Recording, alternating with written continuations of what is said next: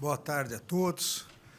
Cumprimento o nosso presidente em exercício, o ministro Edson Fachin, ministro Gilmar, ministro Zanin, presidente do STJ, ministro Herman Benjamin, meu amigo e colega do Ministério Público do Estado de São Paulo. Cumprimento todas as demais autoridades presentes e todas as senhoras e senhores que hoje comparecem aqui no Supremo Tribunal Federal em apoio a essa belíssima iniciativa do ministro Fachin de relembrar 2 anos do dia 8 de janeiro. Há exatamente 2 anos, todos nós, e com certeza eu, Gilmar e Fachin, aqui presentes, o ministro Zanin ainda não era do Supremo Tribunal Federal, todos nós começamos a assistir os eventos de forma, eu diria, absolutamente apáticos. Eu me encontrava fora, no exterior, nós tínhamos vencido uma etapa, eu diria, tínhamos vencido, nós, a democracia, o Brasil, tínhamos vencido várias etapas, a etapa das eleições.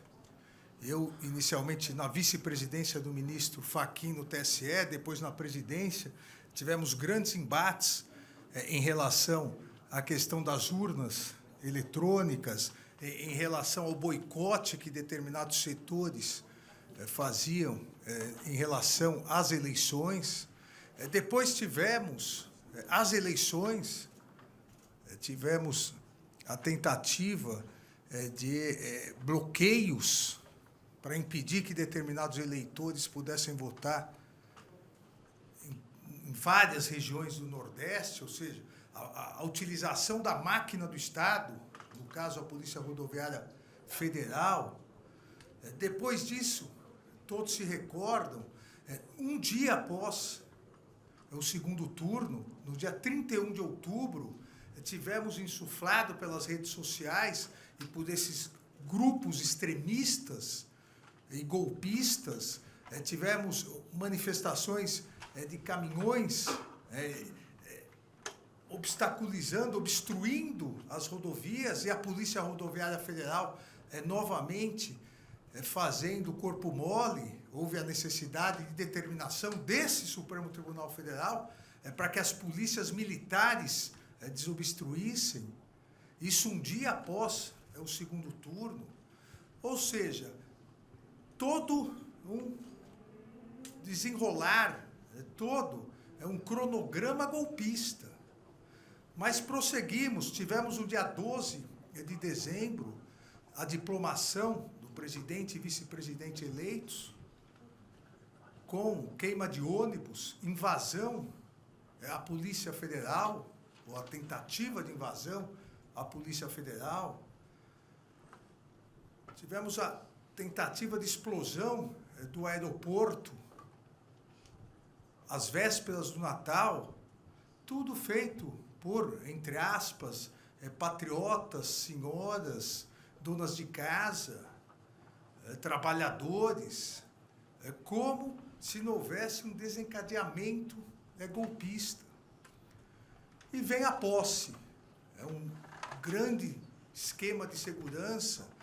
E com a posse, verdade é que todos nós achávamos que o golpismo, esse novo populismo digital extremista, tinha se dado por vencido. E nós erramos, porque não estava vencido e não está vencido. Não estava vencido, e no dia 8 de janeiro isso foi demonstrado. E já há as ações penais contra a cúpula da Polícia Militar do Distrito Federal, contra altas autoridades civis e militares, inúmeros depoimentos daqueles que foram condenados e daqueles que, à frente dos quartéis, isso é crime também, mais de 570 já confessaram e fizeram acordos de não persecução penal, dizendo que a ordem era aguardar as Forças Armadas serem convocadas na garantia da lei e da ordem, e aí, ao chegarem as Forças Armadas, eles iriam aderir, ou seja, os invasores iriam comemorar e convencer as Forças Armadas a aderir, e com isso seria dado o golpe. Não houve uma manifestação livre, não houve uma manifestação democrática, houve uma tentativa de golpe. Uma tentativa de golpe, como disse e lembrou o ministro Gilmar, filmada pelos próprios golpistas. O sentimento de impunidade e a loucura total das redes sociais fez com que os próprios criminosos se filmassem praticando os crimes e postassem, convocando novos criminosos a aderirem à tentativa de golpe. Estenderam uma faixa no Congresso Nacional, poucos ou alguns não se lembram, enquanto depredavam, uma faixa no Congresso Nacional, intervenção já, intervenção militar já. O golpe não ocorreu. As instituições democráticas reagiram.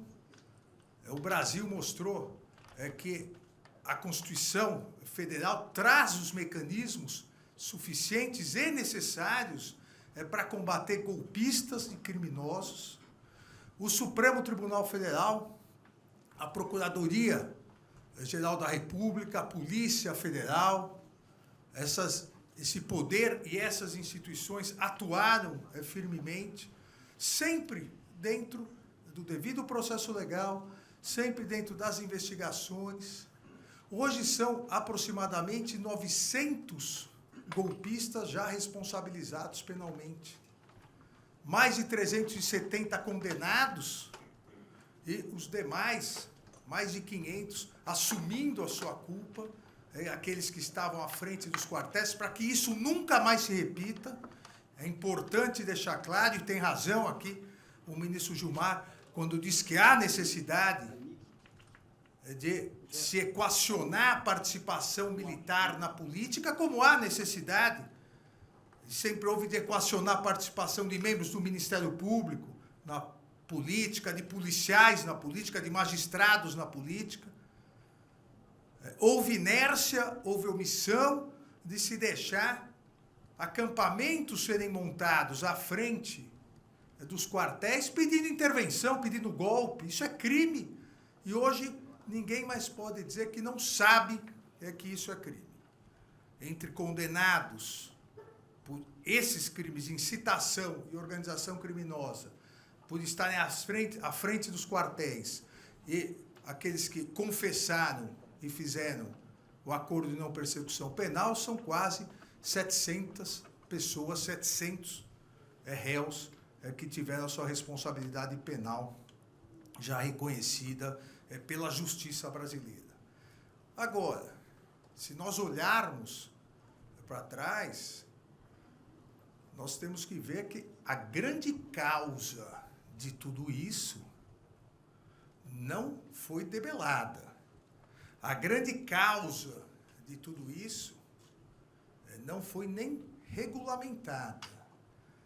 Tudo isso surgiu a partir do momento que no mundo, não só no Brasil, a partir do momento que no mundo extremistas, e principalmente extremistas de direita, radicais de direita, se apoderaram das redes sociais para nelas, ou com elas, instrumentalizarem as pessoas no sentido de corroer a democracia por dentro. O que esse novo populismo extremista digital faz é corroer a democracia por dentro, fingindo que são democratas, fingindo que defendem a liberdade, e não por outros motivos, são as duas palavras mais utilizadas por esses criminosos, liberdade e democracia, fingindo que acreditam na liberdade,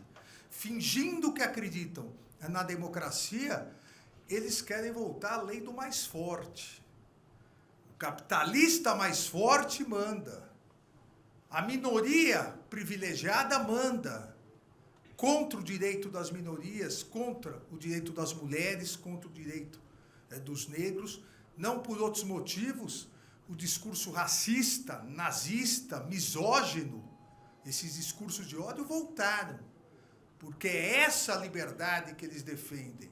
A liberdade de extirpar qualquer diferença.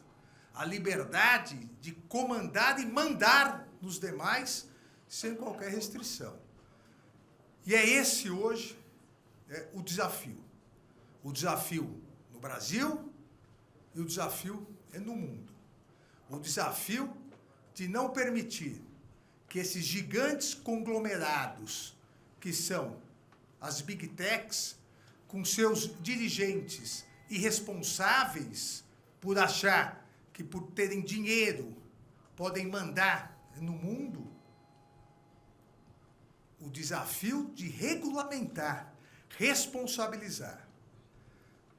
Pelo resto do mundo nós não podemos falar, mas pelo Brasil eu tenho absoluta certeza e convicção que o Supremo Tribunal Federal não vai permitir que as Big Techs, as redes sociais, continuem sendo instrumentalizadas dolosa ou culposamente, ou ainda somente visando lucro, instrumentalizadas para ampliar discursos de ódio, nazismo, fascismo, misoginia, homofobia e discursos antidemocráticos. Aqui no Brasil, a nossa Justiça Eleitoral e o nosso Supremo Tribunal Federal, ambos já demonstraram que aqui é uma terra que tem lei.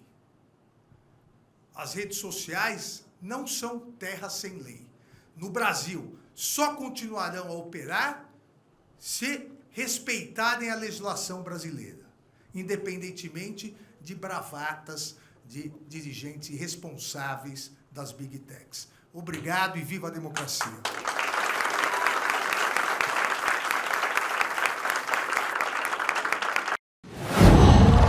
Qual?